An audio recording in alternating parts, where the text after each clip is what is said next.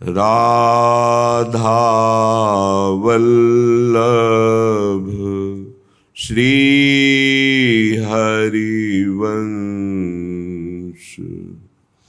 राधा वल्लभ श्री हरिवंश। वृंदावनेश्वरी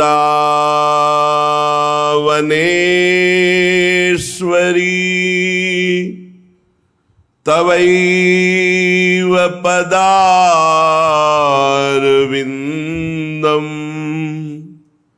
प्रेमामृतैकमकरन्द रसौघपूर्णम्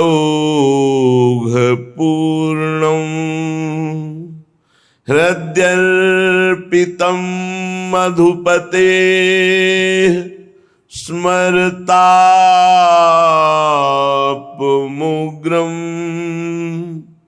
निर्वापयत् परम शीतलमाश्रयामि। परम शीतल माश्रयामि। श्री वृंदावन तो ही करूं प्रणाम। श्री वृंदावन तो ही करूं प्रणाम। रंग भरी केली करत जहाँ नित नित रंग भरे श्यामा श्याम। रंग भरे श्यामा श्याम। श्री वृंदावन तो ही करूं प्रणाम। रंग भरो जमुना तीर सुहायो। रंग भरे राजत धाम। रंग भरी कुंजलता तरु पल्लव शोभाति अभिराम। श्री वृंदावन तो ही करूं प्रणाम। रंग भरे खग मृग रंग भरे द्रुमन पे टेरत राधा राधा नाम। रंग भरी ललित रागिनी गावत रंग भरी सहचरी बाम। तो ही करो प्रणाम। श्री वृंदावन तो ही करो प्रणाम। भोरी हृदय रंग में बोरो। भोरी हृदय रंग में बोरो। देहु प्रेम निष्काम। हे रंग भर श्यामा श्याम। देहु प्रीति निष्काम। श्री वृंदावन तो ही करूं प्रणाम। सबसे प्रथम परम धाम निज महल चैतन्य घन स्वरूप आनंद कंद को भी आनंद प्रदान करने वाला महामहिम श्री वृंदावन धाम आपको बार बार प्रणाम करते हैं। जहां प्रेम रंग में भरी हुई कुंजों में प्रेममयी केली रंग भरे श्यामा श्याम करते रहते हैं, जहां आसपास प्रेम स्वरूपा यमुना जी प्रवाहित है, जहां रंग भरे समस्त सहचरियां विराजती हैं, जहां अद्भुत अद्भुत प्रेम रंगमयी लताएं, तरु, पल्लव, पुष्प, भ्रमर, खग, मृग, पशु, पंछी सब, और सब जहां रंग भरे राधा राधा राधा ऐसा पुकारते रहते हैं। यहाँ के पत्तों से भी राधा नाम की ध्वनि, यहाँ के खग मृग पशु पंछी सब राधा यश गायक है। राधा यशु मुखर मत्त खगावली के रंग भरे अर्थात प्रेम रंग में भरे हुए यहाँ के खग मृग पशु पंछी सब राधा राधा पुकारते रहते हैं। और ललित राग रागिनियों की परम प्रवीण स्वामिनी जी की सहचरियां स्वामिनी जी को प्रसन्न करने के लिए अद्भुत भाव अद्भुत राग रागिनियों से गायन करती रहती है। भोरी सखी कहती, हे वृंदावन, हे वृंदावन के खग मृग पशु पंछी, हे वृंदावन की तरुलताओं, हे वृंदावन की यमुना महारानी रसरानी रजरानी, हम पर कृपा करो। हमें केवल प्रीति चाहिए प्रियालाल की, और कुछ नहीं। मेरा हृदय व्याकुल होकर श्यामा श्याम के लिए प्रतिपल तड़पता रहे, रोता रहे, ये प्रीति चाहिए। अहो भाग्य जिनके हृदय की समस्त कामनाएं उपासना की धारा के प्रवाह में बह गई और एक चाह रह गई श्यामा श्याम की प्रीति की, श्यामा श्याम की सेवा की, श्यामा श्याम के सुमिरन की, श्यामा श्याम के मिलन की। अहो भाग धन्याति धन्य हो गया। पर ये प्रीति हमारे हृदय में कैसे उत्पन्न हो? ये तो परम पवित्र रात दिन प्रियालाल के धाम में रहकर प्रियालाल की उपासना बड़ी अद्भुत रीति से कर रहे भोलानाथ जी, भोरी सखी, तो इनके हृदय में तो प्रीति है ही। अपने अधम जो इंद्रियों के विलास में विचर रहे हैं, कैसे प्रीति हो प्रियालाल से? तो श्रीपाद प्रबोधानंद जी कह रहे हैं, त्वयि कृत कुकर्म कोटेरपि चांडालान महा अधमस्यास्य। चिंता नहीं करनी, कह रही यदि तुमसे त्वयि कृत तुम्हारे जो कर्म है वो कुकर्म कोटेरपि करोड़ों प्रकार से पापमय ही है, और सबसे नीच पुरुषों द्वारा भी धिक्कार योग्य तुम्हारे कर्म है, तो भी तुम्हें अब चिंता नहीं करनी। यदि हमारी बात तुम्हारे कान तक पहुंच रही है तो तुम्हें चिंता नहीं करनी। ईशोपि नैव शरणम, ईश्वर की कभी शरण नहीं हुई, कभी नाम जप नहीं किया, करोड़ों कुकर्म किए और नीच पुरुषों द्वारा भी धिक्कार योग्य है, ऐसा भी है। तो कह रहे हा वृंदारण्य किम विधास्यसि में, कि आपके पास मेरे कल्याण करने के लिए विधान नहीं? अर्थात ऐसे भी पुरुष का परम कल्याण श्री धाम वृंदावन कर देगा, विश्वास मानो। धाम में अपार सामर्थ्य है। जैसे जंग भरे लोहे में कभी ऐसी कामना ही नहीं हो सकती कि किसी राजा महाराजा का मुकुट बनकर लगे, लेकिन पारस के स्पर्श से वो ये सौभाग्य प्राप्त कर लेगा। ऐसे ही आलय बन बसत संग पारस के आयस कनक समान भयऊ। जैसे लोहा जंग भरा पारस के स्पर्श से स्वर्ण जैसा बनकर चमकने लगता है और आभूषणों के काम में आता है। भला लोहा स्वर्ण जैसा कैसे बन सकता था? ये पारस का चमत्कार। तो ये धाम का प्रभाव कि जो करोड़ों कुकर्म करने वाला वो नरक जाएगा, जो कभी भगवान का शरणागत नहीं हुआ, कभी भजन नहीं किया, केवल पापाचरण और नीच पुरुषों द्वारा भी धिक्कार योग, ऐसे कुछ कर्म है जिन कर्मों को नीच पुरुष भी धिक्कारते हैं कि धिक्कार है, यद्यपि मैं पापी हूं लेकिन ये मुझसे बड़ा पापी है, क्योंकि ये निकृष्ट कर्म कुछ ऐसे हैं जैसे बाल हत्या, सोते हुए पुरुष की हत्या, गर्भ हत्या, ब्रह्म हत्या, ये ऐसे बड़े बड़े पाप हैं जिन्हें नीच पुरुष भी कहते हैं इनको नरक में भी ठौर नहीं मिलेगी, अर्थात नारकी पुरुष भी उसको धिक्कारते हैं। यदि ऐसा भी पुरुष, ये कमाल की बात, चमत्कार की बात, धाम का आश्रय और वास स्वीकार कर ले तो श्रीपाद प्रश्नवाचक करते हैं वृंदावन से कि वृंदावन के आपके पास उसके कल्याण के लिए कोई विधान नहीं, अर्थात पक्का विधान है।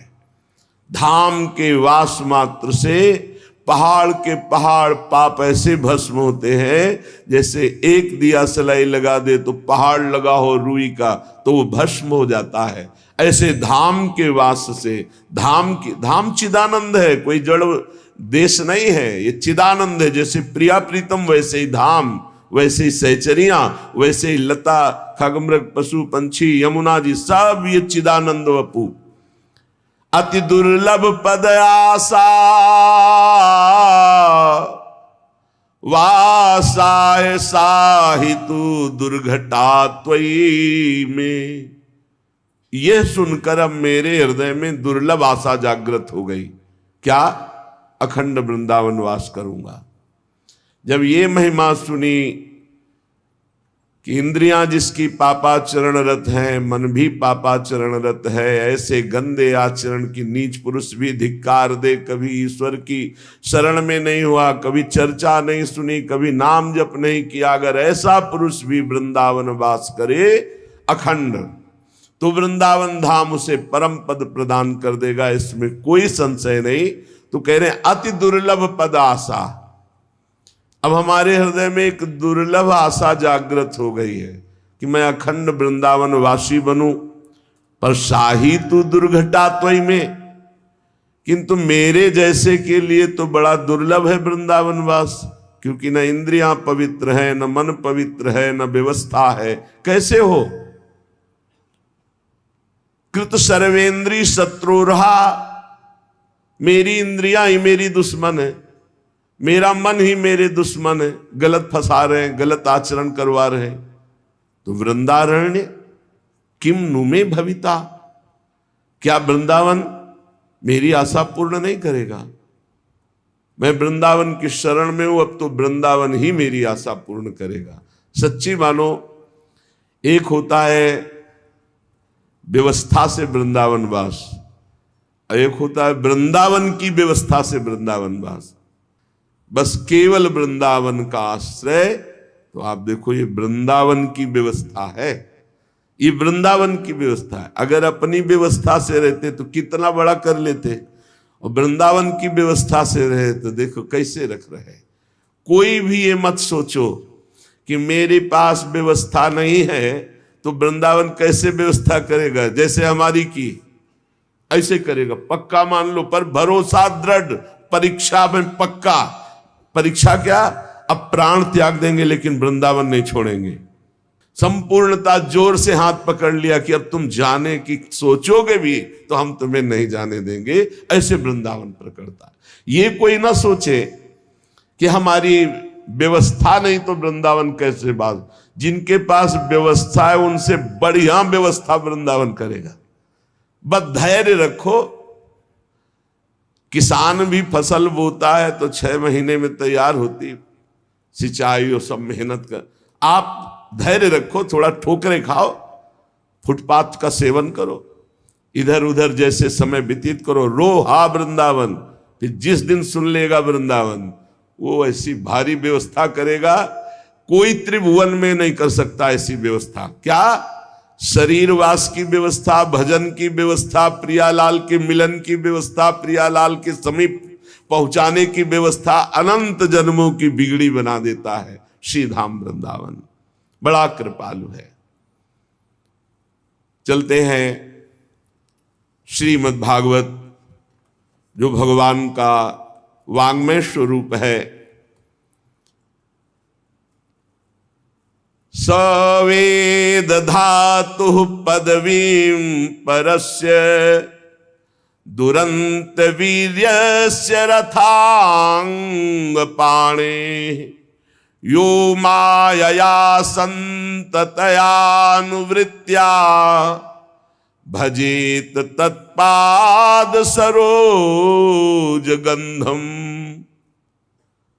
जो मुरली मनोहर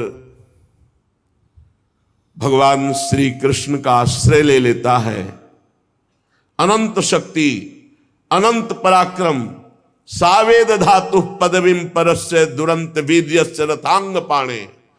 कोई आज तक ऐसा नहीं हुआ कि संपूर्ण रूप से भगवान की सामर्थ्य को, बल को और महिमा को जान सके।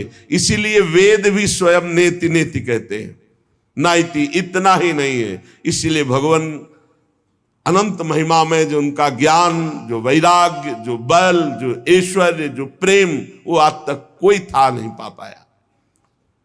भगवान सारे जगत के रूप में भी हैं और इससे परे भी हैं। उनके स्वरूप को, उनकी लीला को उतना ही वो जान सकता है जितना भगवान जनाते हैं। संपूर्णतया तो भगवान भी अपनी महिमा को पूर्ण रूप से नहीं जानते।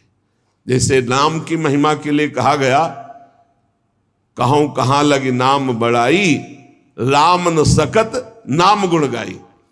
ऐसे प्रभु का रूप, ऐसे प्रभु की लीला, ऐसे प्रभु के अनंत महिमा।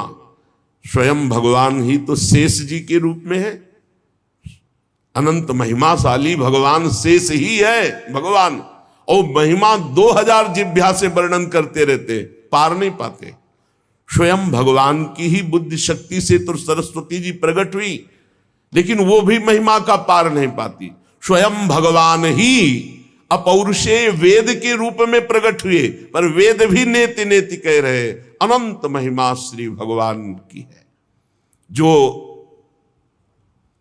नित्य निरंतर निष्कपट भाव से भगवान के चरणों का आश्रय लेकर नाम जप करता है और सेवा करता है, सोई जाने जे देहु जनाई। भगवान स्वयं उसको फिर अपनी महिमा जनाते, जितना उतना ही पार पाता है। जैसे मच्छर से लेकर गरुण जी तक अनंत महिमाशाली आकाश में उड़ते हैं, पर कोई पार नहीं पाया। ऐसी अपनी अपनी बुद्धि के अनुसार, भगवत प्रदत्त बुद्धि के अनुसार भगवान की लीला महिमा, नाम महिमा, धाम महिमा, गुण महिमा, रूप महिमा का सब ऋषियों ने गान किया, पर इतना ही है ऐसा नहीं, अनंत महिमा है।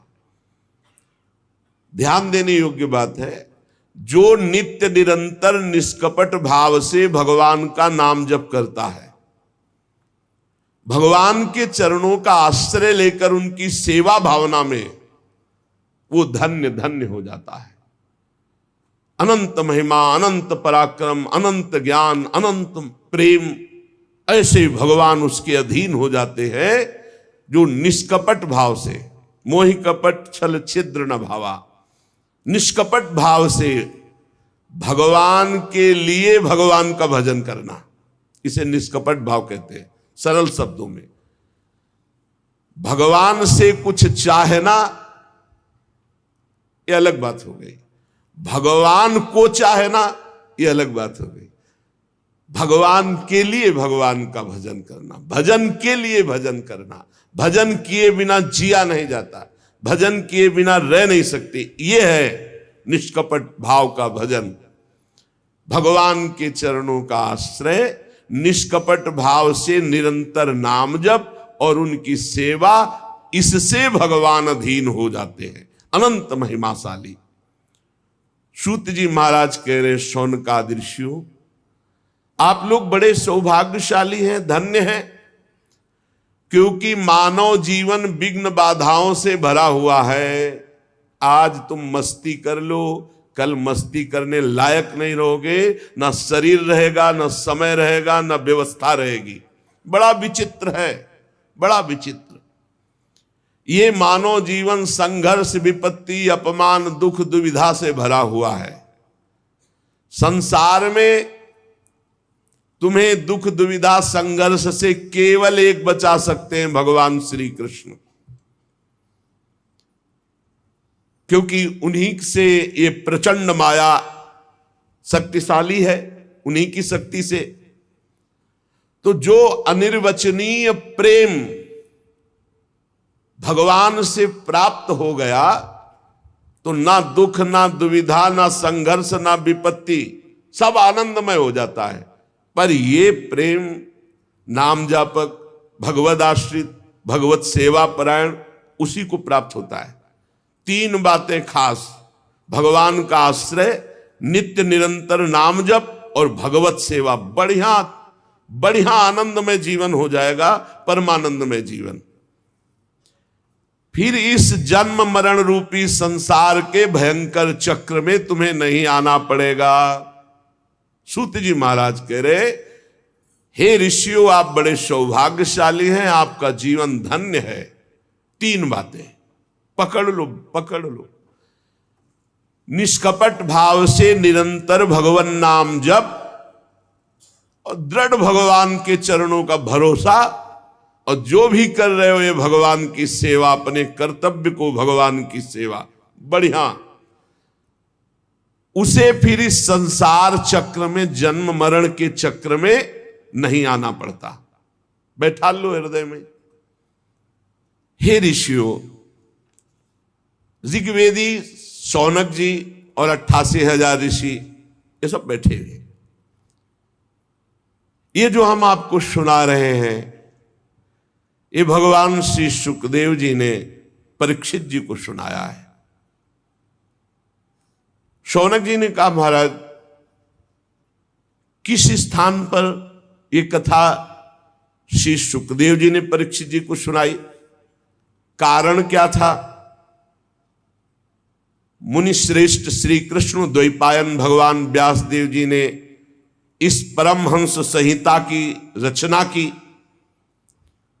श्री सुखदेव जी महाराज तो बड़े योगी, समदर्शी, भेदभाव रहित और संसार निद्रा से जगे हुए महापुरुष हैं। वो प्रायः ऐसे छिप करके चलते हैं कि लोग उनको पागल समझते हैं। बड़ी ऊंची स्थिति श्री सुखदेव जी महाराज की। एक बार जब व्यास जी पीछे पीछे जा रहे थे सुखदेव जी के, तो वहां नदी में कुछ युवतियां स्नान कर रही थी। तो आगे सुखदेव जी दिगंबर निकले तो उनको कोई लज्जा नहीं आई, पर वस्त्र पहने जब व्यास जी निकले तो सब झट से बाहर आकर वस्त्र धारण कर लिया। आश्चर्यचकित होकर के व्यास जी ने उन युवतियों से पूछा, ऐसा भेद क्यों? मेरा जवान पुत्र 16 वर्ष की अवस्था दिगंबर, तुम्हें कोई संकोच नहीं, लेकिन मेरे को वयोवृद्ध को देख करके, वस्त्र धारण किए हुए को देखकर लज्जा क्यों? तो उनका, महाराज आपकी ज्ञान दृष्टि अमोघ है, पर आपकी दृष्टि में अभी स्त्री पुरुष है, परंतु आपकी पुत्र की दृष्टि में ब्रह्म के सिवा कुछ नहीं है। इसलिए मुझे कोई लज्जा संकोच नहीं हुआ, और आपकी दृष्टि में स्त्री पुरुष है इसलिए लज्जा लगी और हमने वस्त्र धारण किया। व्यास जी से ऊंची स्थिति श्री सुखदेव जी महाराज की। तो ये ऐसे महापुरुष कैसे परीक्षित जी के पास पहुंच गए और कथा सुनाए? क्योंकि ऐसे उच्च कोटि की अवस्था को प्राप्त, जो अवधूत वेश में पहचाने ही न जा सके, तो कुरजांगल देश में जाना, हस्तिनापुर में, फिर वहां जड़वत व्यवहार वाले महापुरुष को पहचान लेना, पांडवनंदन राजर्षि परीक्षित, ऐसा सौभाग्य कैसे उदय हुआ कि महान परमहंस श्री सुखदेव जी उनको उपदेश दिए। महाभाग मैं सुनना चाहता हूं। श्री सुखदेव जी गृहस्थों के घरों में अगर कभी भिक्षायाटन के लिए गए तो बहुत विनय करने पर उतनी देर रुके जितनी देर गाय दुही जाती, इससे ज्यादा कभी नहीं रुके। फिर 7 दिन रुककर कथा सुनाला ऐसे महापुरुष को। सूत जी हमने सुना है, अभिमन्यु नंदन महाराज परीक्षित भगवान के बड़े प्रेमी भक्त थे। उनके जन्म में भी बड़ा आश्चर्यमय प्रसंग घटा। ये पांडव वंश के गौरव बढ़ाने वाले सम्राट थे, भला इनको शाप क्यों मिला? ऐसे भगवत प्रेमी, ऐसे धर्मात्मा राजा, और फिर ये सर्वस्व त्याग करके आमरण अनशन व्रत लेकर गंगा किनारे बैठ गए। अरे महाराज परीक्षित इतने बलवान राजा थे कि शत्रु पक्ष के राजा इनके चरण रखने की चौकी में आकर रत्नों के ढेर समर्पित करते थे। इन्होंने दुस्त्यज लक्ष्मी परिवार का मोह त्याग कर गंगा किनारे भूखे प्यासे रहकर प्राण त्यागने की इच्छा की। मुझे लगता है कि जो भगवान के आश्रित हैं,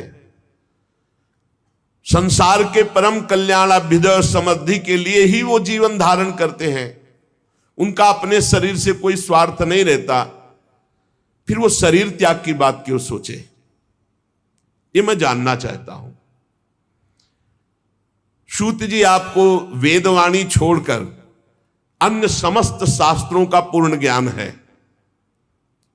इसलिए इस समय जो हम आपसे प्रश्न कर रहे हैं आप कृपा करके बताइए। सूत जी ने कहा इस समय वर्तमान चतुर्युगी के तीसरे युग द्वापर में महर्षि पराशर के द्वारा वसुकन्या सत्यवती के गर्भ से भगवान का कलावतार योगीराज श्री कृष्ण द्वैपायन व्यास देव जी के रूप में जन्म हुआ।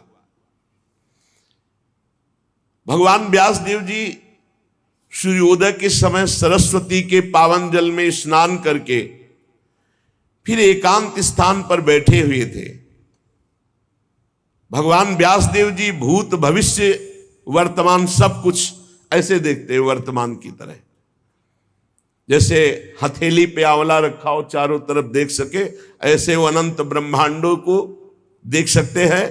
वो भूत भविष्य वर्तमान तीनों कालों के ज्ञाता है। बड़ी दृष्टि अचूक थी। उन्होंने देखा कि ये कलयुग सबकी बुद्धि भ्रष्ट करेगा, भगवत प्राप्ति में बाधा पहुंचा देगा, धर्म का ह्रास हो जाएगा, धर्म संकरता फैल जाएगी, वस्तुओं का पवित्रता और उनमें जो जीवनी शक्ति वो सब ह्रास होती चली जाएगी, संसार के लोग श्रद्धाहीन होते चले जाएंगे, सब शक्ति रहित होते चले जाएंगे, सबकी बुद्धि कर्तव्य का क्या ठीक ठीक निर्णय करने में असमर्थ हो जाएगी। ये कलयुग वर्ण और आश्रम व्यवस्था को भंग कर देगा। देख लो कर रहा है। लोगों की भाग्यहीनता बढ़ती चली जाएगी। दिव्य दृष्टि से देखकर संसार का कैसे मंगल हो, यह विचार। महापुरुषों का हृदय एक बात में ही केवल दुखी होता है कि कैसे संसार भगवत प्राप्त हो जाए, कैसे जीव दुख से पार होकर आनंद समुद्र भगवान में डूब जाए। व्यास जी सोच रहे कि वेदोक्त चातुर्होत्र कर्म लोगों का हृदय शुद्ध करने वाला है। इस दृष्टि से हमने यज्ञों का विस्तार किया। एक वेद के 4 भाग किए, ऋग्वेद, यजुर्वेद, सामवेद, अथर्ववेद। इतिहास पुराणों की रचना की जो 5वां वेद। ऋग्वेद को पैल ऋषि, सामगान को जैमिनी ऋषि, यजुर्वेद के एकमात्र स्नातक वैशंपायन जी, अथर्ववेद में दरुण नंदन सुमंत मुनि जी। इतिहास और पुराणों में उग्रश्रवाजी कह रहे मेरे पिता रोमहर्षण जी।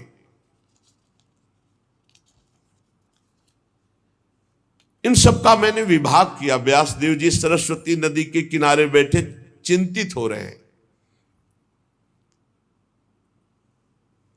पर कलयुग आएगा तो वेद को पढ़ पाना, सिद्धांत समझ पाना बड़ा कठिन है। इसलिए कल्याण हो जाए ऐसे आचरणों में सब चूक कर बैठेंगे, क्योंकि ज्ञान नहीं रहेगा। अब उनका भी कल्याण हो जाए जिनकी ज्यादा बुद्धि काम नहीं करती, मन चंचल है, इंद्रियां भोगों में लगी हैं। भगवान व्यास देव जी ने विचार किया, वेदों का सार हमने पूरे महाभारत में रख दिया। कोई ऐसा सूत्र नहीं, कोई ऐसा श्लोक नहीं, किसी भी ज्ञान वैराग्य भक्ति का जो महाभारत में न रचा गया हो, सब कुछ है। पूरी शक्ति लगा करके हमने जीवों के कल्याण के लिए महाभारत की रचना की। फिर भी आज मेरे मन को शांति नहीं मिल रही। ऐसा लग रहा है कि सहज सरल मार्ग भी जगत के कल्याण के लिए हमने प्रकट नहीं किया। व्यास जी मन ही मन ऐसा विचार करके बड़े खिन्न हो रहे हैं। व्यास जी सोच रहे मेरी खिन्नता कब कैसे मिट सकती है। मैंने निष्कपट भाव से ब्रह्मचर्य व्रत धारण किया, वेदों का स्वाध्याय, गुरुजनों का, अग्नियों का सम्मान, महाभारत के रूप में पूरा वेद का रहस्य खोल दिया। मैं ब्रह्म तेज से संपन्न हूं और समर्थ हूं, फिर भी आज खिन्नता क्यों?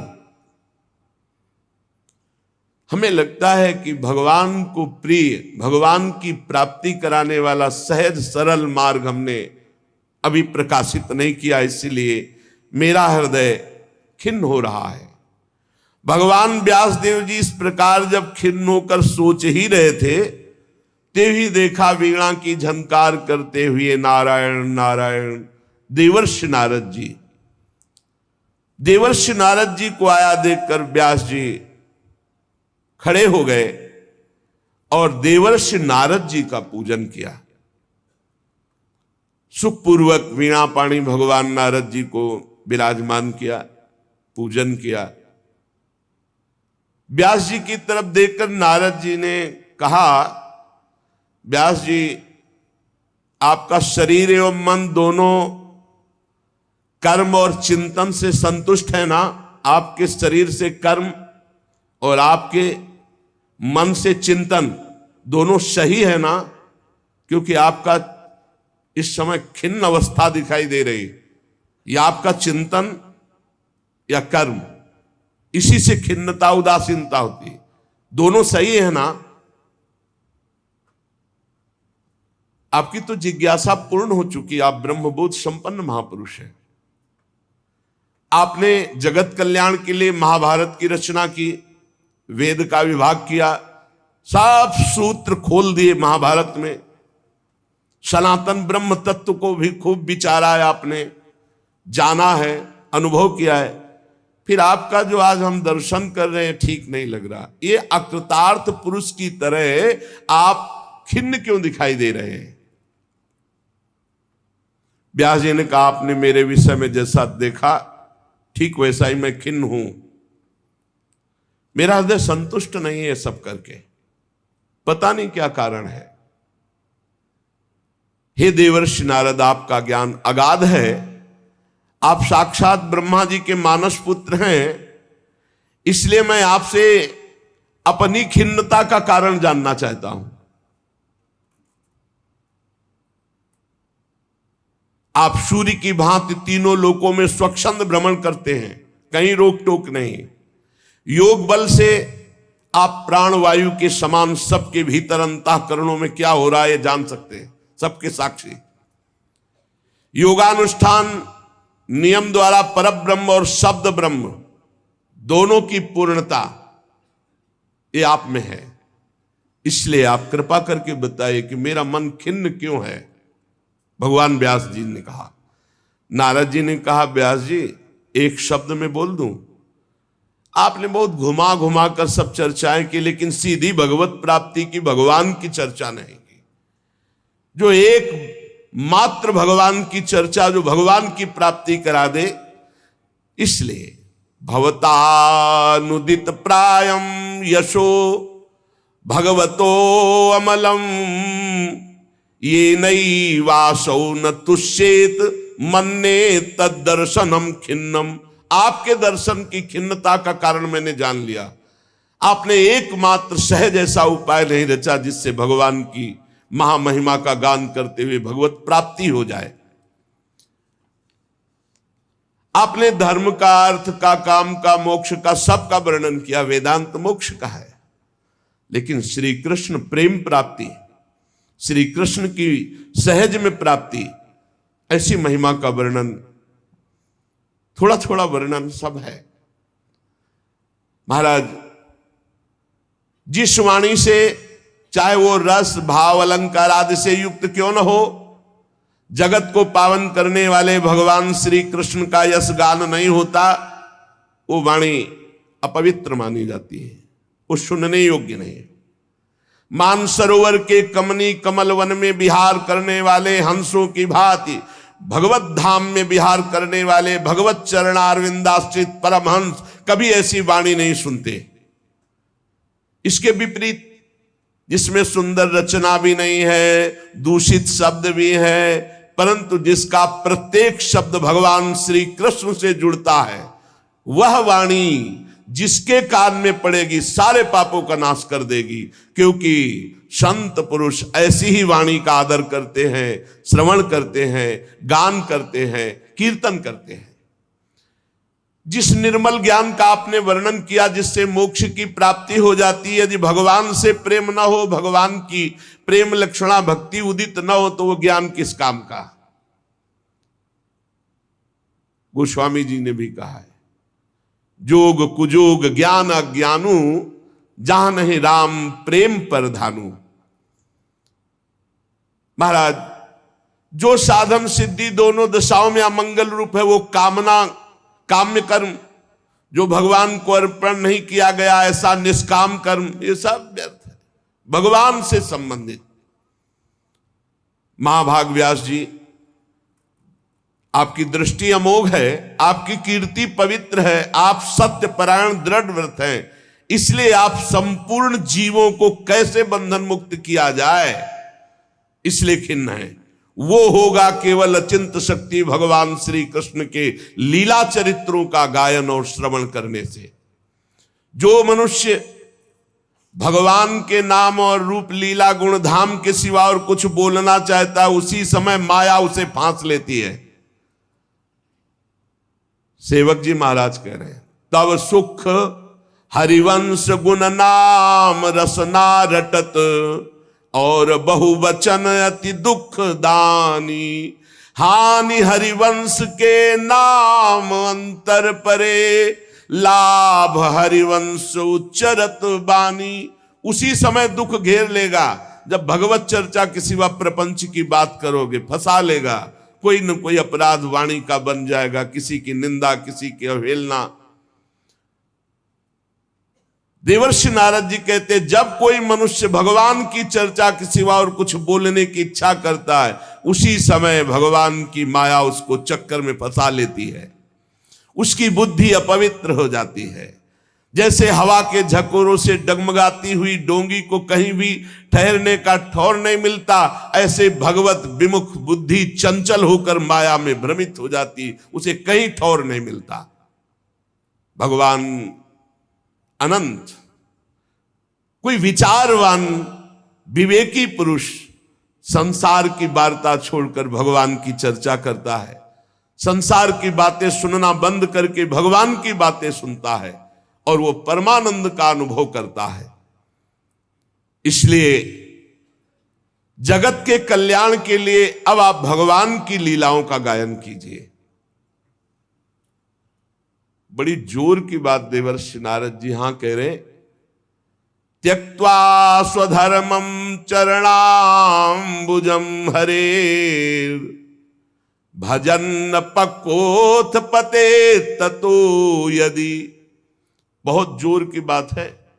यत्र क्वा वा भद्रमभूदमुष्य, किंको वार्थ आप तो भजताम स्वधर्मतः।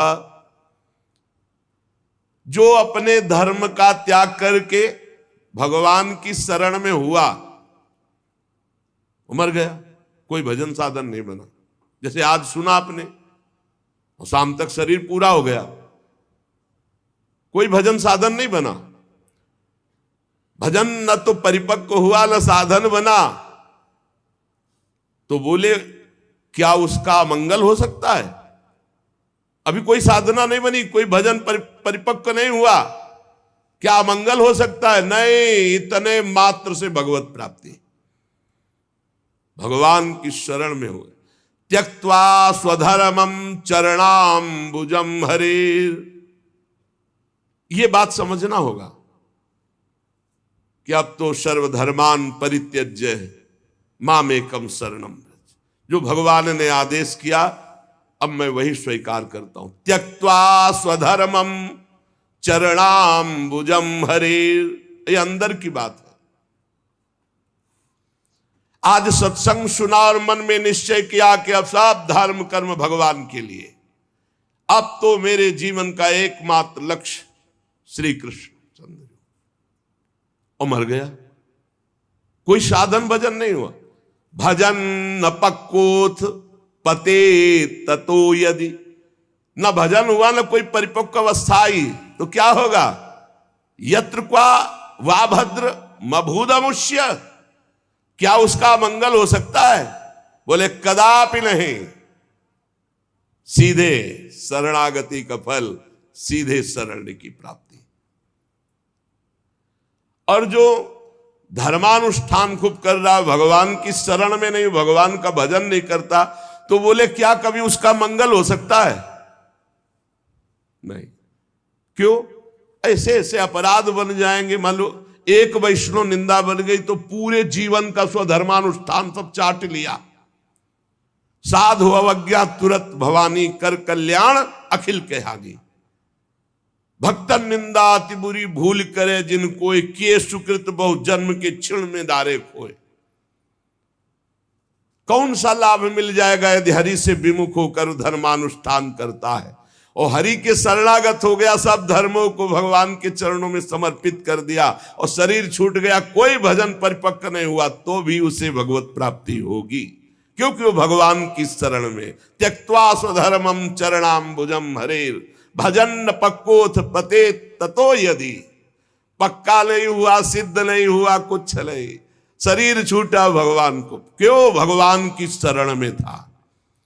भगवान का उभय भांति ते आनो, दोनों स्थिति में लाओ, चाहे वो कामना से हो चाहे निष्कामना से, चाहे जैसे भाव से हो। अगर मेरे शरण में आ गया तो भगवान करे कोटि विप्र बदला गए, जाहू आए शरण तजो नहीं था। इसलिए बुद्धिमान पुरुष को चाहिए कि भगवत आनंद की प्राप्ति के लिए, दुख निवृत्ति के लिए एकमात्र भगवान की शरण ले लो। भगवान खुद गीता जी में कह रहे, दैवी है सा गुणमयी मम माया दुरतया मामे ये प्रपद्यन्ते माया में ताम तरंत ते। जय घोष है, तर जाएगा। वही बात देवर्षि नारद जी कह रहे हैं। तिनके से लेके ब्रह्मा तक ऊंची नीची योनियां सब कर्म के फल स्वरूप हैं। ये स्वयं प्राप्त नहीं होती, कर्म के अनुसार प्राप्त होती है। लेकिन भगवान की शरण में हो जाए तो शरण मात्र से भगवत प्राप्ति, माया मुक्ति। शरण हो जाए, हृदय से हो जाए। संसार के विषय सुख में तो चीटा चीटी पशु पक्षियों को भी वही भोग सुख मिल रहा है जो तुम मनुष्य शरीर में, कर्म के अनुसार सब। लेकिन इस कर्म के चक्र से निकाल करके परमानंद की अनुभूति, ये तो त्यक्त्वा स्वधर्मम चरणाम्बुजम हरेर, ये भगवान श्री कृष्ण के चरणों के आश्रय से होगी। बहुत ध्यान देने योग्य बात है, इससे बहुत पुष्टता होती है। व्यास जी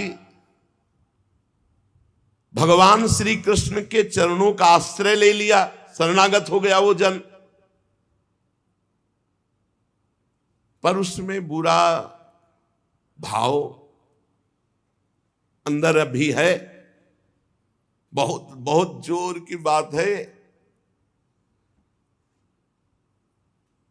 तो भी वो संसार में जन्म मृत्यु के चक्र में नहीं आएगा। ना वही जनो जातु कथन चनाब्रजेन मुकुंद सेव्य न्यवदंग संस्कृतिम स्मरन मुकुंदांग्युपगूहनम पुनर् विहातुमिच्छेन्न रसग्रहो यतः। बड़ी बात है, बड़ी बात है, इसी से मस्ती आती है। भगवान श्री कृष्ण के चरणारविंद का शरणागत सेवक हो गया और उसमें दैवात बुरा भाव है, बुरा भाव, धर्म विरुद्ध आचरण। तो बोले क्या वो अन्य मनुष्यों तरह दुर्गति को प्राप्त होगा? बोले ना, वो जन्म मृत्यु संसार में नहीं आएगा। ये है हमारे प्रभु की लात न प्रभु चित चूक किए की, करत सुरत सहवार ही की जय घोष है। संस्कृतिम चक्र में अब नहीं आ सकता, बुरा भाव भी है, पर भगवान का शरणागत। इसीलिए कहा गया है कि भगवान जो गीता जी में कह रहे कि साधुरेव समंतव्य, उसे मानो साधु है। साधु को साधु मानने के लिए नहीं कहा जाता, जो साधु नहीं है उसको साधु मान। मेरी शरण में आ गया पिचेत्सु दुराचारो भजते माम अनन्य भाग, साधुरेव समंतव्य सम्यक व्यवसिता ऐसा। अब वो दुराचारी गति को नहीं जाएगा, वो मेरे को प्राप्त होगा। यह है भगवान की शरणागति। ओहो, सब सिद्धांत एक तरफ, भगवान की करुणा एक तरफ। व्यास जी जो भगवान श्री कृष्ण के चरणारविंद की शरण में आ गया,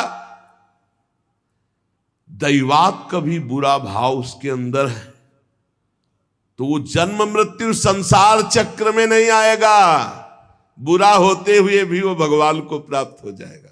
क्यों? क्योंकि भगवान का आश्रय लिया। मुकदमा में फांसी की सजा पक्की, वकालत पक्की, न्यायाधीश पक्का, दस्तखत पक्के, लेकिन राष्ट्रपति ने माफ कर दिया, अब क्या करोगे? अब जज ये थोड़ी कहेगा कि घंटों सालों से हम दिमाग लड़ा करके फिर इसको निर्णय किया, आप रद्द क्यों कर रहे हैं? वकील कहें हम बहुत वकालत की है और ये पक्का दोषी है, तो राष्ट्रपति कहेंगे पक्का दोषी है पर हमने माफ कर दिया।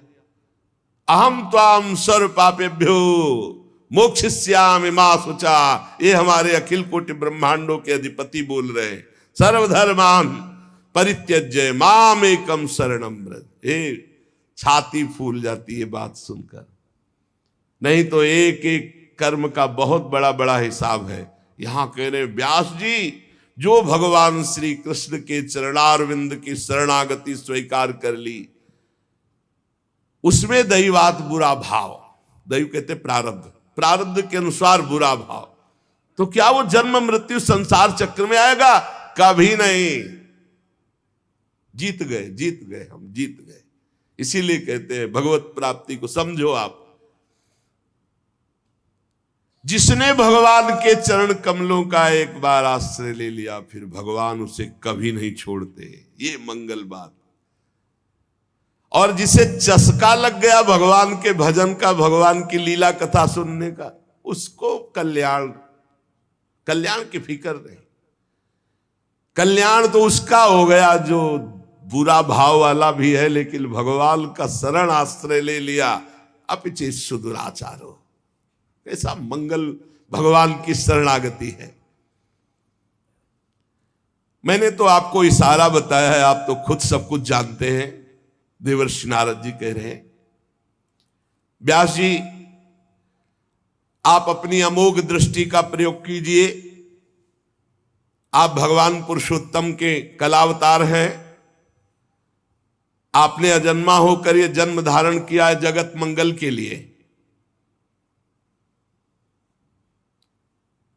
ये तपस्या, वेदाध्ययन, यज्ञानुष्ठान, स्वाध्याय, ज्ञान, दान, तीर्थयाटन, इन सबसे भगवत प्राप्ति नहीं।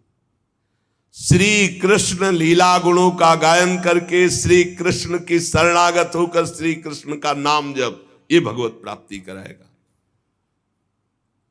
मैं तुम्हें अपने पूर्व चरित्र को बताता हूं।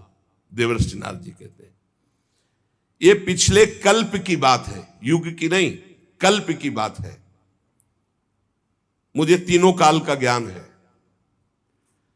मैं वेदवादी ब्राह्मणों की एक दासी का लड़का था।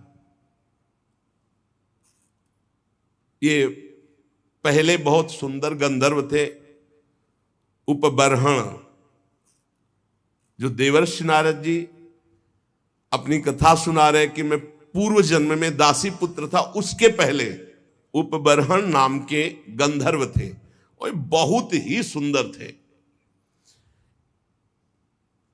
इनको इतना सब पसंद करते थे, चाहे कोई भी हो, कि इनका दर्शन करना, इनसे संभाषण करना। चित्ररथ गंधर्व ने 50 दिव्य सुंदर अपनी पुत्रियों को, उपबर्हण को ब्याहा था। बड़े ही सुंदर थे ये। एक बार ब्रह्मा जी ने भी इनको अपनी सभा में गाने के लिए बुलाया, उपबर्हण को, भगवान का यश गाने के लिए। अब ये उस सभा में तो गए, बहुत रूपवान थे, जो देखे लुभायमान हो जाए। तो ये भगवान का यश न गा करके जो अप्सराएं और सब, तो रूप सौंदर्य सांसारिक गाने लगे। ब्रह्मा जी गए, सभा में बुलाए गए हो, हरि यश गान करने के लिए तुमने सांसारिक रूपों का गायन किया, इसलिए तुम दंड के अधिकारी हो, जाओ नीच योनि को प्राप्त हो। तुम्हें गर्व है अपने इस रूप का, जाओ तुम नीच योनि को प्राप्त हो। शाप सुनते तत्काल शरीर क्षीण हो गया, नष्ट हो गया। और ये कालांतर में द्रुमिल गोप की पत्नी कलावती के गर्भ से प्रकट हुए। किसी कारण से द्रुमिल गोप जब पधार गए तो कलावती इनको एक लेकर, साधु सेवी ब्राह्मण थे, उनके यहां दासी भाव से रहकर इनका पालन पोषण करने लगी। तो वही कह रहे हैं कि मैं पिछले कल्प के अपने पूर्व जीवन में वेदवादी ब्राह्मणों की एक दासी का लड़का था। वर्षा ऋतु में चातुर्मास्य जैसे चल रहा है, तो महात्मा जन एक स्थान पर 4 महीने टिकते, प्रायः ऐसा था। पहले से वो स्थान देख लेते थे कि जहां 4 महीना भिक्षा मिलेगी, और वो 4 महीना वर्षा में एक जगह रहते थे। वो जब देव उत्तिष्ठिनी एकादशी आती है, तब फिर सब चातुर्मास पूर्ण करके भ्रमण करते थे। तो ऐसा ही उन ब्राह्मण के यहां चातुर्मास करने बड़े महात्मा जन आए। तो उन ब्राह्मण ने मुझको, मेरी बाल्यावस्था थी, देवर्षि नारद जी कह रहे, उन संतों की सेवा में नियुक्त कर दिया। देखो, संत सभा में अपराध किया, ब्रह्मा जी की सभा संत ही सभा तो है, तो नीची गति को प्राप्त हुई। अब यहां संत सेवा, तो सर्वोत्तम गति को प्राप्त होंगे। मुझे संत सेवा में नियुक्त कर दिया गया। ये बड़ा सौभाग्य होता है जब संत सेवा का अवसर मिले, उनके चरण धोने का, उनको परोस के पवाने का, उनकी जूठल पत्तल फेंकने का, उनकी पत्तल से जूठे किनका लेकर, बड़ा इससे जो भगवत प्रेमी महात्मा, ये संसारिक लोग उपहास करेंगे, न मत सुनना, ये संसार के रजोगुणी लोग नहीं जानते हैं। बातुल भूत विवश मतवारे, ये ते नहीं बोले बचन विचारे, तिनकर कहा सुने नहीं काना। अहो भाग्य, संतों का चरणामृत मिले, संतों की जूठी पत्तल से एक एक कण उठा के पाने का। आप खुद अनुभव करके देख लेना कैसा हृदय होता, रोने का मन होगा प्रभु के लिए जब संतों की जूठन मिलेगी। यद्यपि मैं बालक था, पर मैं संतों के सामने बहुत सौम्य होकर रहता, चंचलता नहीं करता।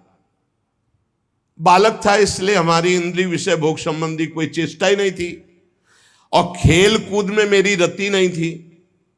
तो संत मुझे बहुत पसंद करते, क्योंकि शांत भाव रहना, उनकी आज्ञा में रहना, उनकी सेवा में। तो सब संत हमें सेवा देते, ए पानी ले आ, ए ऐसा। मेरा शील स्वभाव देखकर समदर्शी सब संतों ने हम पर बड़ी कृपा की। उच्छिष्टले पान अनुमोदितो द्विजयी, सकृष्म भुंजे तदपास्त किलविषा। देख लो, मुझे संतों की जूठी पत्तल फेंकना, उनके पात्र मार्जन करना और उसमें लगा हुआ जूठन निकाल के एकत्रित करके खाना, इससे क्या हुआ? भुंजे तदपास्त किलविषा, जितने पाप थे सब भस्म हो गए। ये बड़ी बात है, ये बड़ी बात है। सब जनों को यही समझाते, जबरदस्ती आ गए, चलो संत सेवा में, चलो संत सेवा करो, चाहे आपको दोना पत्तल फेंक, कुछ भी करो, संत आ रहे हैं, आप इत्र छिड़को, संत आए उनके चरण धो, एक रुमाल से पूछो, एक उनकी आरती करो, एक चंदन लगाओ, बैठा लो, भगवान की तरह उनको पवाओ, और जब पा के चले तो उससे जूठन उठाओ, एक एक किनका उठाकर एकत्रित करके पाओ। तो कह रहे सत्कृष्ण भुंजे तदपास्त किलबिषा, सारे पाप भस्म हो गए। जो बर्तनों में पात्र में लगी हुई जूठन होती उसको एकत्रित कर लेता और एकांत में उसे पाता तो भगवान के लिए रोना आता, हृदय से सारे पाप नष्ट हो गए। अब तो रोज यही सौभाग्य मिलता चातुर्मास्य भर संतों की कथा सुनना, बैठकर उनकी जूठन पाला, उनकी सेवा करना। तो मेरी भगवान श्री हरि में अपार रुचि हो गई, रुचि, पूरा जीवन व्यतीत हो जाता है। उद्देश्य श्री भगवान भले हो लेकिन रुचि भोग रहती है, रुचि संसार रहती है, रुचि भगवान में हो गई। ये संतों का जूठन, संतों के वचनामृत श्रवण का। प्यारे व्यास जी, संतों के संग में जब भगवान की लीला कथा होती तो मैं एकाग्रता पूर्वक सुनता और रोता, क्योंकि हृदय पवित्र हो रहा है। मेरी भगवान में अपार प्रीति होने लगी, भगवान में रुचि, महात्माओं की सेवा से मेरी बुद्धि भगवान में अचल हो गई। ये बहुत बड़ी बात, बुद्धि का भगवान में अचल हो जाना। अब उस बुद्धि में शुद्ध ज्ञान जागृत हुआ। बालक ही हैं अभी, ये संपूर्ण संसार असत है, ये ब्रह्म स्वरूप में कल्पित है, ये सत्य नहीं है। मैं ऐसा देखने लगा, ये बहुत ऊंची स्थिति। इस प्रकार शरद और वर्षा, इन दो ऋतुओं में तीनों समय महात्माओं का चरण धोना, महात्माओं की जूठन पाना, महात्माओं के वस्त्र धोना, उनके पास बैठकर भगवान की चर्चा सुनना, मेरे चित्त से रजोगुण तमोगुण का पूरा नाश और विशुद्ध त्रिगुणातीत भक्ति का प्रादुर्भाव हो गया। तस्यैवं मेनुरक्तस्य प्रसितस्य हतैन सहा श्रद्धानस्य बालस्य दान्तस्यानुचरस्य च। मेरा संतों में बड़ा अनुराग हो गया, बड़ी प्रीति हो गई। मैं विनय पूर्वक संतों से यदि कुछ लेना है तो दैन्य, जैसे भगवान को दैन्य प्रिय से संतों से मैं विनय पूर्वक बर्ताव करता। संत जन मेरी श्रद्धा, मेरा संयम, मेरी विनम्रता, आज्ञाकारिता, ये देख करके बहुत प्रसन्न हुए। जब जाने का समय हुआ तो मैं सब संतों के चरणों में लौटकर रोया कि अब कैसे जीऊंगा। 4 महीने आपका सानिध्य, चरणामृत, वचनामृत, उच्छिष्टामृत। उनमें से जो एक महापुरुष थे वे एकांत ले गए और उन्होंने भगवान के गुरुहितम ज्ञान का हमें उपदेश किया, जिसका उपदेश आगे भगवान ने उद्धव जी को किया है एकादशी स्कंद में। भगवान श्री कृष्ण के माया के प्रभाव को मैं जान गया। अब तो कुछ अच्छा नहीं लगा, कैसे भगवान मिले, कैसे भगवान का दर्शन। सत्य संकल्प व्यास जी पुरुषोत्तम भगवान श्री कृष्ण के प्रति समस्त कर्मों को समर्पित कर देने से और निरंतर भगवान की स्मृति से तीनों तापों का नाश करने वाला शुद्ध ज्ञान प्रकट हो जाता है। वो मेरे हृदय में प्रकट हो गया। अब तो जन्म मृत्यु चक्र में डालने वाली माया का मेरे ऊपर कोई प्रभाव नहीं। बड़ी प्रसन्नता हृदय में, पराभक्ति का प्रादुर्भाव। अब प्रभु का नाम, गुण, स्मरण, बस यही चल पड़ा। प्रभु का नाम जप रहे, प्रभु की लीला गायन कर रहे, प्रभु का स्मरण कर रहे। कभी कभी एकांत में, हे प्रभु मैं आपको नमस्कार करता हूं, हे प्राणाधार आपका कैसे साक्षात्कार होगा, ऐसे प्रार्थना करता।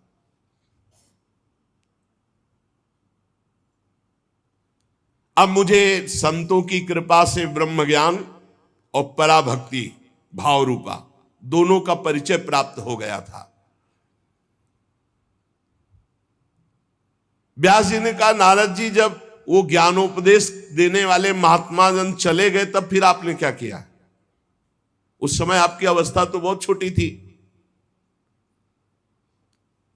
फिर आपने अंतिम समय शरीर कैसे परित्याग किया? तो आप इस समय पूरी याद रखे हुए हैं, काल तो सब स्मृति का नाश कर देता है, आपको पूर्व कल्प की स्मृति कैसे? पीछे युग की नहीं, पूर्व कल्प की। देवर्षि नारद जी ने कहा, जब मुझे ज्ञान देने वाले महात्मा गण चले गए तो मैं भगवान का नाम जब, भगवान का ध्यान, भगवान का स्मरण करते हुए, बहुत छोटी अवस्था थी, समय व्यतीत कर रहा था। मैं अपनी माँ का इकलौता लड़का था, वो मुझे बहुत प्यार करती थी, ये मुझे पच नहीं रहा था, ये मुझे पच नहीं रहा था कि माँ मुझे प्यार कर रही। मैं ही उसका सहारा था, इकलौता लड़का। मैंने भगवान से प्रार्थना की, प्रभु मां के स्नेह पास से मुझे मुक्त करो। देखो, जननी जनक बंद सुत दारा, तन धन धाम सुहृद परिवारा, सबकी ममता ताग बटोरी, मम पद मनई बांध बर डोरी। मेरी योग क्षेम की चिंता मां बहुत करती, हर समय खाया कि नहीं खाया, ऐसा वैसा, और ये मुझे बहुत अखरता क्योंकि मेरे ध्यान में विक्षेप पड़ता। कठपुतली जैसे नचाने वाले की इच्छा के अनुसार नाचती है। भगवान व्यासदेव जी से देवर्षि नारद जी कहते हैं, संसार चक्र जिनसे चलता है वो ईश्वरों के ईश्वर भगवान श्री कृष्ण। मैंने भी सोचा भगवान का जब विधान कोई होगा तभी मुक्त हो पाऊंगा। अभी 5 वर्ष की अवस्था थी, मुझे देश काल का कुछ ज्ञान नहीं था। एक दिन मुझे सूचना मिली कि मेरी मां गौ दूहने के लिए घर से बाहर निकली थी, रास्ते में सर्प ने, काले सर्प ने डस लिया। अब सर्प का क्या दोष, पैर छू गया होगा, काल की प्रेरणा, उसने डस लिया। मां पधारी, मैंने सोचा महामंगल हो गया। ये लो, यह है भक्तों का हृदय। महामंगल में जोई जोई प्यारो करे, सोई मोहि भावे। अब तो कोई रोक टोक नहीं ना, कोई प्यार कर। भक्तों को डर किससे लगता है जानते हो? नफरत करने वालों से नहीं, प्यार करने वालों से। जो भगवान के प्रेमी जन होते हैं वो अपमान, तिरस्कार, निंदा करने वालों से कभी डरते नहीं, लेकिन प्यार करने वाले से डरते हैं। श्रद्धावान जो, कहीं हमारी चित्त वृत्ति इधर न चली जाए। नारद जी ने कहा, महामंगल, महामंगल, बड़ा अनुग्रह है, और चल पड़े उत्तर दिशा की ओर। बस चलते ही गए, नगर, गांव, देश, खाने, खेड़े, नदी, इन सबको पार करते हुए आगे देखा बड़ा शीतल जल, जो जलाशय विशाल है, कमल खिले हुए हैं, पक्षी कुहुक रहे, भौरे मड़रा रहे। बालक 5 वर्ष का अकेला ही इतना लंबा मार्ग तय करके, नरकट, बांस, सेठा, कुश, कीचक, ऐसे जंगल में, वहां सांप, उल्लू, सियार, भयंकर जीवों का घर, पर मुझे भय नहीं लगा क्योंकि मैंने जान लिया था कि वही होगा जो श्री कृष्ण रचे हैं। मुझे जोर से प्यास लगी थी, बालक था ही, इंद्रियां शिथिल हो गई थी, भूखा भी था। अब उस बढ़िया सरोवर में स्नान किया और जलपान किया, थकावट मिट गई। पास में देखा विशाल एक पीपल का वृक्ष था, वहीं जाकर आसन लगाया और बैठ गया। भयावह जंगल, पर जैसा संत महात्माओं ने मुझे बताया था भगवान का स्वरूप, वैसे ही मन ध्यान करने लगा।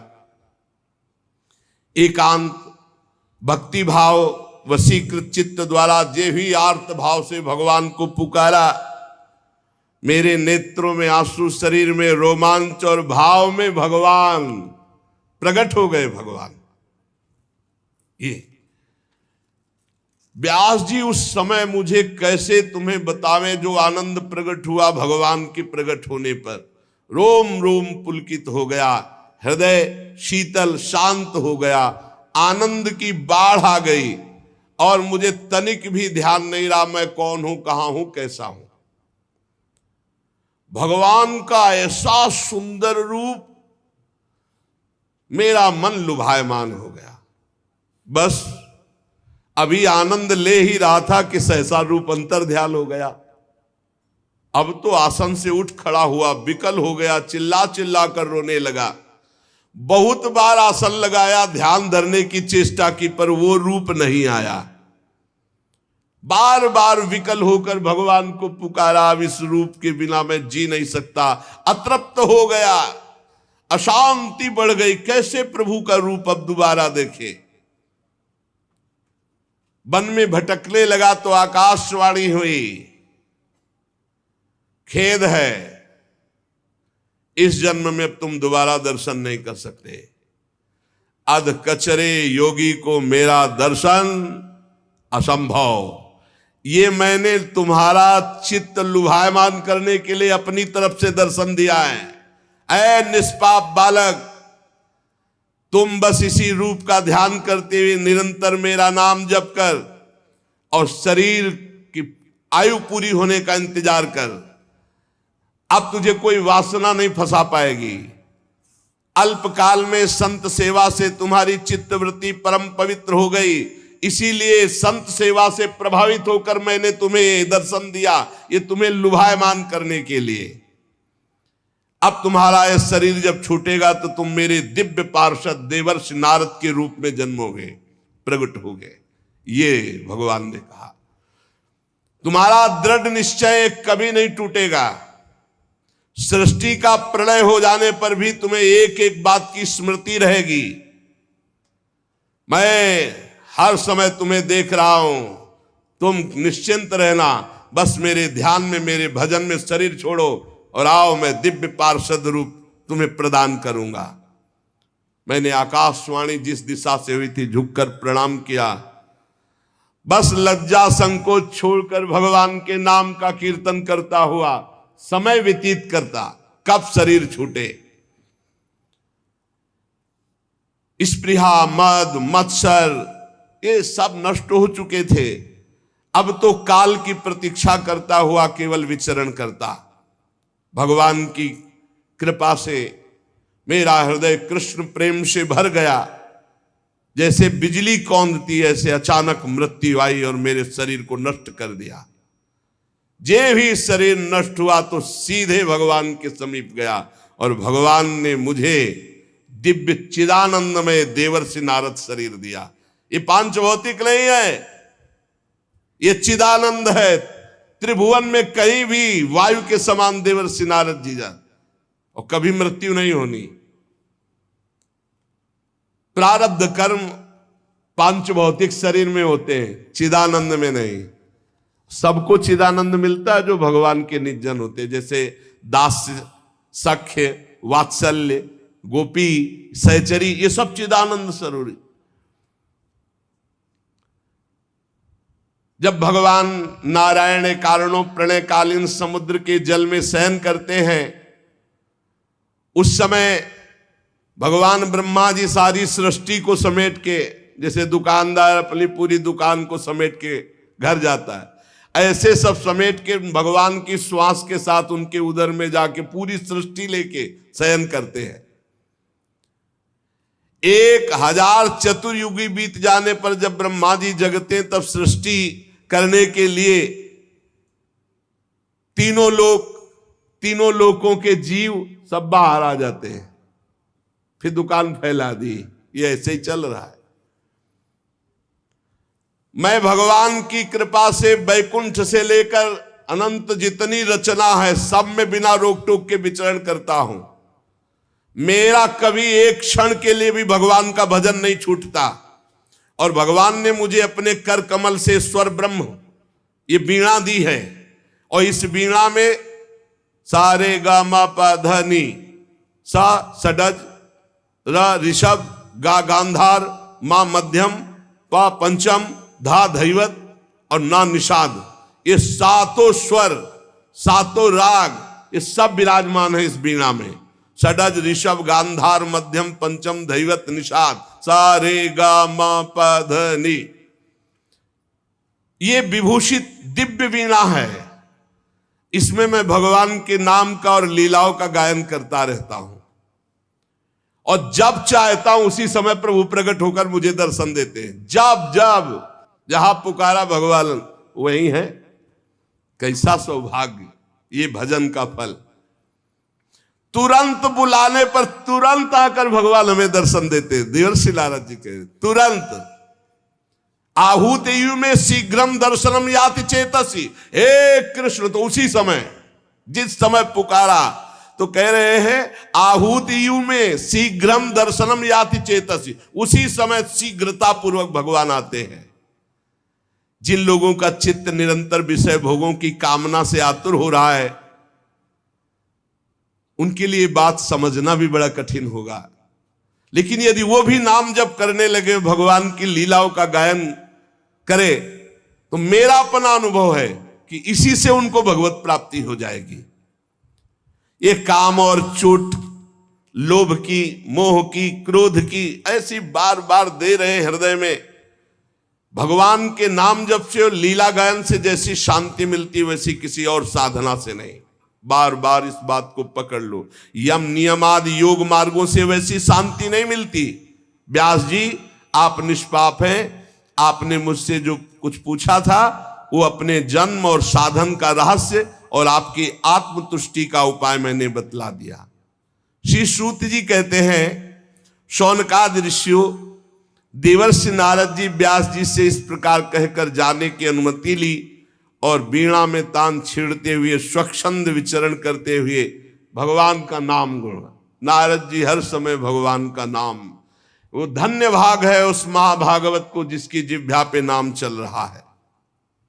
आहा अहो देवर्षि धन्योयम यत् कीर्तिम सारंग धन्वना गायन माद्यन निदम तंत्र्या रमयत्यातुरम जगत। हर समय वीणा में नारायण नारायण नारायण नारायण और भगवान की लीलाओं का गायन। धन्य है ये देवर्षि नारद जो सारंग पाणी भगवान श्री हरि की कीर्ति, उनका नाम हर समय आनंद मगन होकर गाते हैं और त्रिभुवन में जिधर जाते हैं उधर मंगल करते हैं, त्रिताप का नाश करते हैं। श्री शौनक जी ने पूछा, सूत जी, सर्वज्ञ एवं सर्वशक्तिमान भगवान व्यास देव जी ने जब नारद जी का ये वचन सुना, फिर उनके चले जाने पर उन्होंने क्या किया? श्री सूत जी ने कहा, ब्रह्म नदी सरस्वती के पश्चिम तट पर शाम्याप्रास नामक एक आश्रम है। वहां ऋषियों के यज्ञ चलते ही रहते हैं। वहीं व्यास जी का अपना आश्रम है। उसके चारों ओर बेर का सुंदर वन है। उस आश्रम में बैठकर उन्होंने आचमन किया, बद्रीवन, और स्वयं अपने मन को समाहित किया।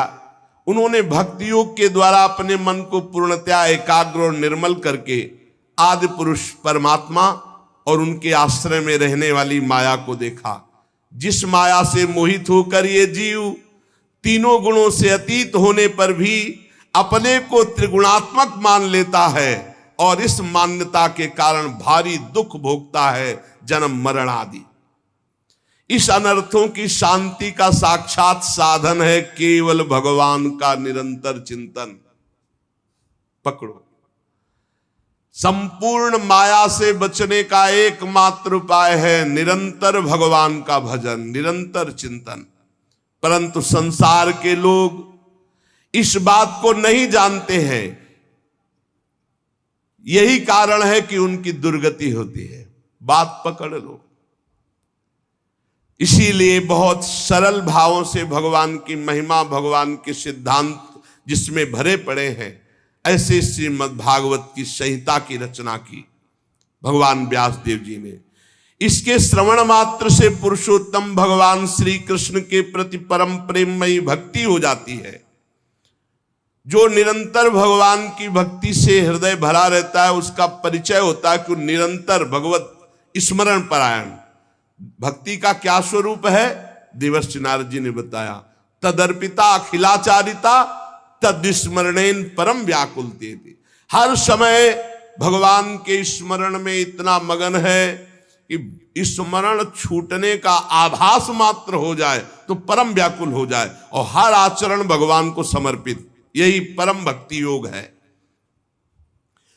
जो ये भक्ति योग धारण करता है तो उसका शोक नष्ट हो जाता है, मोह नष्ट हो जाता है, भय नष्ट हो जाता है, विकार नष्ट हो जाते हैं, वो निर्विकार हो जाता है।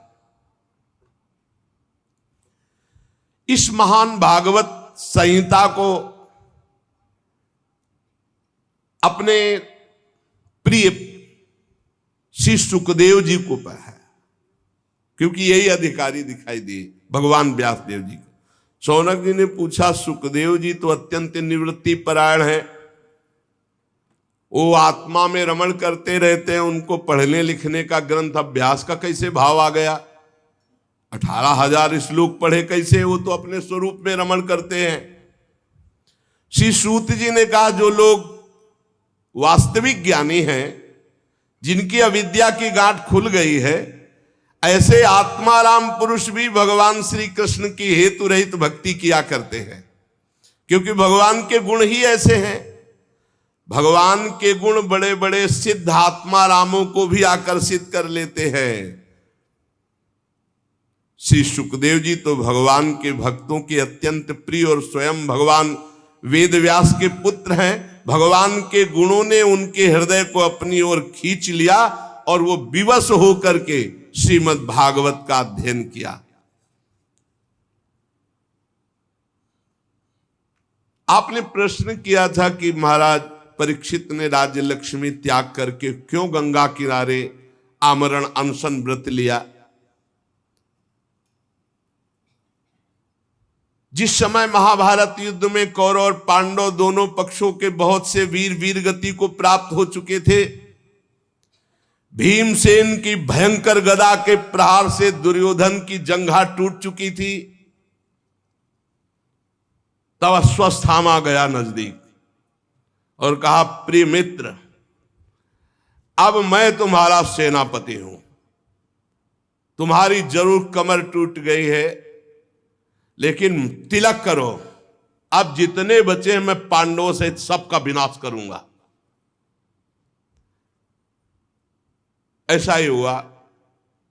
वो अपने स्वामी दुर्योधन का प्रिय कार्य समझकर जितने सो रहे थे सबको काट डाला था अश्वत्थामा ने।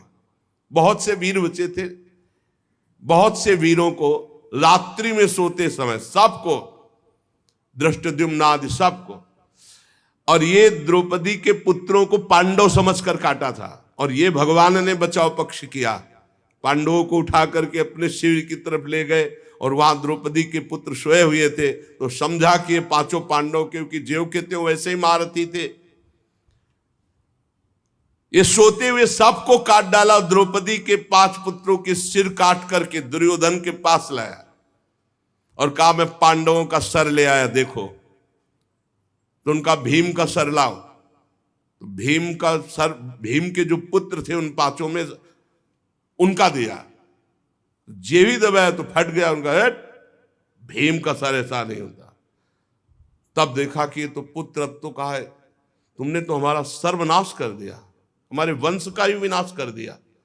अरे हमारी दुश्मनी पांडवों से थी, तुम सोते हुए द्रौपदी के पुत्रों को क्यों मार डाला। बड़ी निंदा की अश्वत्थामा की। जे भी द्रौपदी को पता चला वो तो अत्यंत दुखी हो गई, उनकी आंखों में आंसू बहने लगे। अर्जुन ने उनको सांत्वना दी, कल्याणी सावधान, तुम वीर माता हो, पर मैं तुम्हारे आंसू तभी पोंछूंगा जब उस आताताई का सिर गांडीव धनुष से काट कर तुम्हारे सामने रखूंगा, तब तुम उस पर पैर रखकर अपने पुत्रों की अंत्येष्टि क्रिया करना। अर्जुन ने ऐसी बात कही। भगवान श्री कृष्ण से कहा, चलो सारथी बनो और मैं कवच धारण करता हूं, और भयानक गांडीव धनुष की प्रत्यंचा चढ़ाकर गुरुपुत्र अश्वत्थामा को मारने के लिए दौड़े। अपराधी तो था ही, सोते हुए, ये वीर पुरुष का लक्षण नहीं, सोते हुए को नहीं, सावधान करके युद्ध करके मारा जाता है। ये तो बहुत निंदनीय कर्म। तो निंदनीय कर्म से बड़ा भयभीत था अश्वत्थामा। जब देखा कि भगवान श्री कृष्ण सारथी और रथी अर्जुन और गांडीव में प्रत्यंचा चढ़ाकर ललकारते हुए आ रहे हैं, तब प्राणों की रक्षा के लिए भागा। जहां जहां भागा वहां वहां भगवान श्री कृष्ण रथ को, उसने देखा कि अब तो मारा गया मैं, तो अपने बचाव के लिए एकमात्र साधन ब्रह्मास्त्र का संधान किया, द्रोणाचार्य जी द्वारा प्रदत्त। लेकिन ब्रह्मास्त्र संधान करना सिखाया था, वापस करना नहीं। इसको वापस करना अर्जुन को सिखाया था। योग्य शिष्य पुत्र से भी अधिक प्यारा होता है। ब्रह्मास्त्र लौटाने की विधि उसे नहीं मालूम थी, पर प्राण संकट आ गया तो तत्काल आचमन किया और ध्यानस्थ होकर ब्रह्मास्त्र का संधान किया। ब्रह्मास्त्र तुरंत प्रचंड तेज, अब तो सीधे अर्जुन की ओर ब्रह्मास्त्र। अर्जुन जी ने हाथ जोड़ा और भगवान श्री कृष्ण से कहा, श्री कृष्ण तुम सच्चिदानंद स्वरूप परमात्मा हो, मैं जानता हूं तुम्हारी शक्ति अनंत है। तुम ही भक्तों को अभय देने वाले हो, जो संसार की धधकती हुई आग में जल रहे उन जीवों को उबारने के एकमात्र तुम ही लक्ष्य हो प्रभु। तुम प्रकृति से परे रहने वाले आदि पुरुष साक्षात परमात्मा हो। तुम अपनी स्वरूप शक्ति से बहिरंग एवं त्रिगुणमयी माया को दूर भगाकर अपने अद्वितीय स्वरूप में स्थित हो। तुम अपने प्रभाव से माया मोहित जीवों के लिए धर्मादि रूप कल्याण का विधान करते हो। हे प्रभु, ये आपका अवतार पृथ्वी का भार हरण करने के लिए, अनन्य प्रेमी भक्तजनों की रक्षा के लिए, उनके चिंतन के लिए, हे सुप्रकाश परब्रह्म परमात्मा श्री कृष्ण, देखो ये भयंकर तेज मेरी ओर आ रहा है। ये मुझको बिल्कुल पता नहीं कि क्या है और ये क्या करेगा। भगवान ने कहा, डरो मत, ये अश्वत्थामा का चलाया हुआ ब्रह्मास्त्र है। वो प्राण संकट उपस्थित होने पर इसका प्रयोग तो कर दिया, पर लौटाना नहीं जानता। और इस ब्रह्मास्त्र को कोई दूसरा अस्त्र दबा सके, ऐसा आज तक कोई अस्त्र निर्माण नहीं हुआ। तुम शास्त्र विद्या के पारंगत हो, तत्काल आचमन करो और ब्रह्मास्त्र को शांत करने के लिए ब्रह्मास्त्र का ही प्रयोग करो।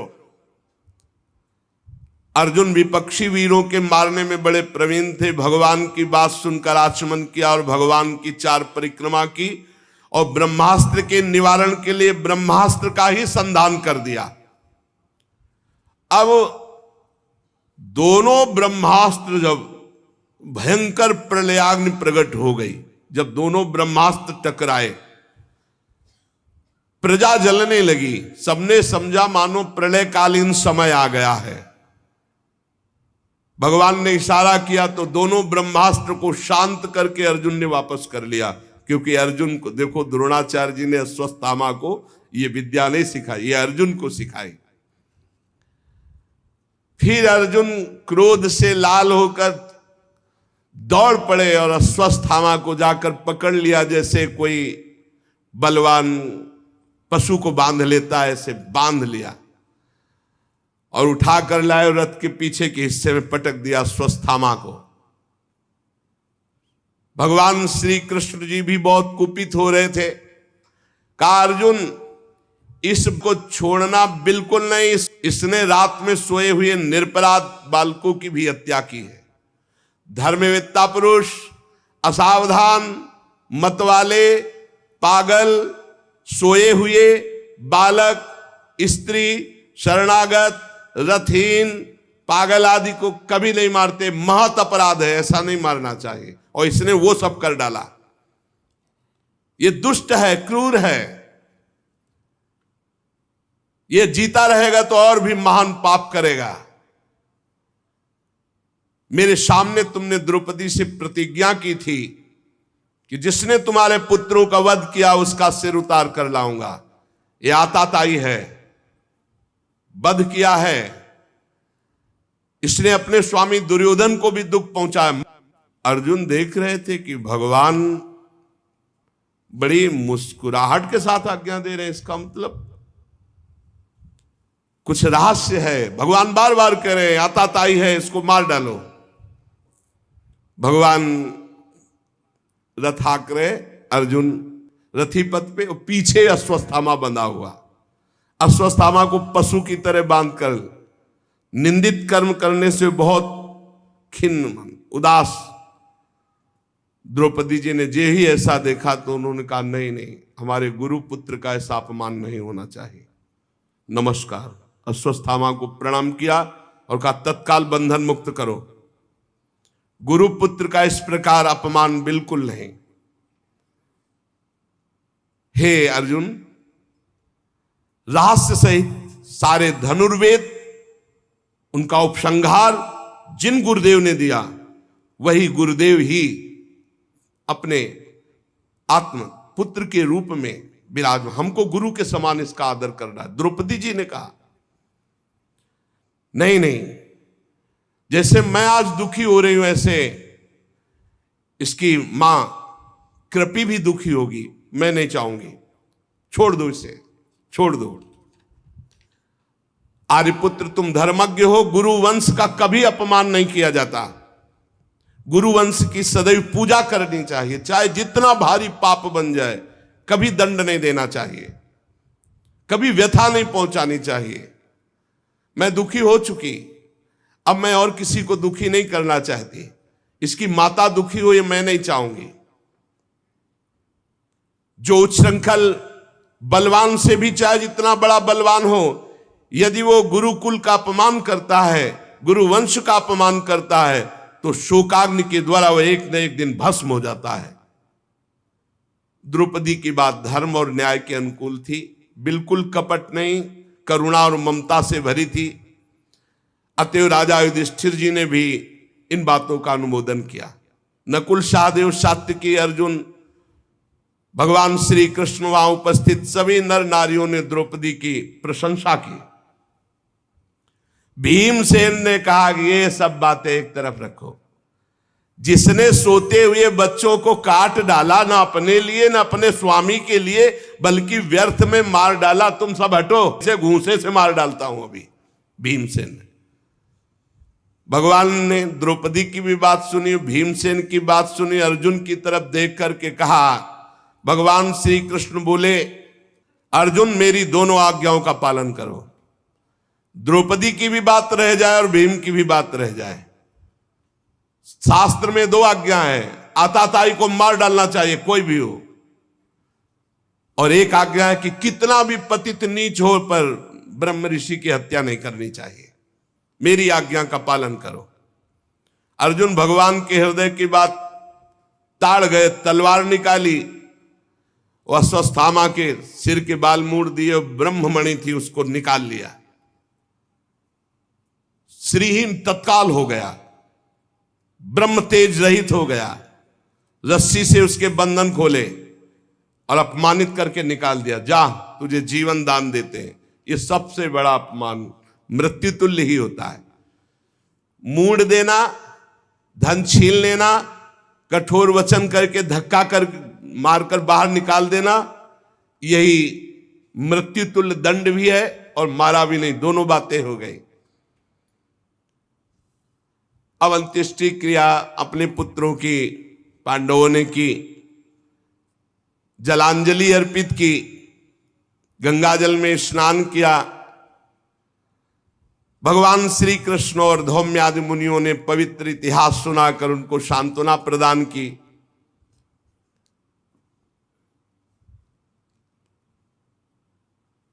भगवान श्री कृष्ण युधिष्ठिर को राज तिलक, सिंहासन आरूढ़,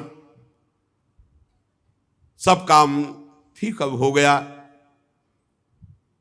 अश्वमेध यज्ञ करा दिए, जाने का विचार हुआ। युधिष्ठिर से और बड़े बुजुर्गों से भगवान ने कहा, हम उद्धव आदि के साथ द्वारिका, सबने विवश होकर के भगवान से प्रार्थना की कि अब आपको जाने की अनुमति कौन दे, आपके दर्शन मात्र से सुख मिलता है, पर जैसे आपको सुख मिले। भगवान के लिए दारुक ने रथ सजाया, छत्र चंवर आदि जैसे। भगवान बैठने ही जा रहे थे कि आवाज आई, प्रभा पाहि माम महायोगिन देव देव जगतपते नान्यम त्वद भयम पश्चे यत्र मृत्यु परस्परम। प्रभु प्रभु रक्षा करो रक्षा करो, आपके अतिरिक्त कोई नहीं है कि इस लोक में मुझे बचा सके, क्योंकि यहां सब परस्पर एक दूसरे की मृत्यु के निमित्त बन रहे। प्रभु ये देखो, कोई तेजो में बाण मेरे गर्भ की ओर दौड़ा रहा है। उत्तरा के गर्भ में महाराज परीक्षित थे। स्वामिन मुझे भले मार डाले, लेकिन मेरे गर्भ की रक्षा हो, मैं आपकी शरण में हूं। भक्तवत्सल भगवान ने दृष्टि डाली तो देखा कि ये नीच माना नहीं, ब्रह्मास्त्र का प्रयोग गर्भस्थ शिशु पे कर दिया स्वस्था ने। और उधर 5 बाण संधान किए पांडवों को, कि वंशे नहीं रहने देंगे, पांडवों को भी नष्ट करने के लिए 5 बाण, और 1 बाण उत्तरा के गर्भ में विराजमान महाराज परीक्षित के नाश के लिए ब्रह्मास्त्र का प्रयोग। पांडवों ने देखा, बोले प्रभु ये 5 बाण तेजों में हमारी ओर आ रहे हैं। सबने अस्त्र उठा लिया। भगवान ने कहा तुम सब शांत हो जाओ। ध्यान किया सुदर्शन चक्र का, यह अमोघ अस्त्र है, भगवान का पार्षद है, और सुदर्शन चक्र को रक्षा में लगा दिया। पांडवों की कोई भी अस्त्र शस्त्र अब छू नहीं सकता। देखो ये कथाएं ही नहीं है, इनको जीवन में उतारना है। हर परिस्थिति में यदि हम भगवान का आश्रय लिए रहेंगे तो भगवान हमारी रक्षा करेंगे पक्का। सुदर्शन चक्र से निज जनों की रक्षा की। योग योगेश्वर भगवान श्री कृष्ण ने जब देखा कि पांडवों की वंश परंपरा जिससे चलनी उस परीक्षित के ऊपर ब्रह्मास्त्र, तो तुरंत अपने माया के द्वारा कवच रच दिया, गर्भस्थ शिशु को कवच में। सुदर्शन चक्र की रक्षा में पांडवों को। ब्रह्मास्त्र अमोघ है, कोई शस्त्र उसको नहीं रोक सकता। फिर भगवान श्री कृष्ण का तेज सुदर्शन के सामने आते ही 5 बाण शांत हो गए। ये कोई आश्चर्य की बात नहीं, भगवान सर्वाश्चर्यमय है। भगवान निज शक्ति माया से स्वयं अजन्मा होकर संसार की सृष्टि पालन और लय करते हैं। भगवान श्री कृष्ण ब्रह्मास्त्र की ज्वाला तो सुदर्शन से, और आप अंदर सूक्ष्म रूप रख करके गर्भस्थ शिशु परीक्षित की रक्षा की। बड़ा सौभाग्य परीक्षित जी का, गर्भ में भगवान के दर्शन हो गए। ब्रह्मास्त्र की ज्वाला से मुक्त कर दिया पांडवों को भी और गर्भस्थ शिशु को भी। फिर भगवान ने सांत्वना दी और कहा अब चले। जब कुंती जी ने देखा कि भगवान जा रहे हैं, तो भगवान के समीप आई और भगवान से स्तवन करने लगी। जो स्तवन वो आगे चर्चा। श्री राधा वल्लभ लाल की जय।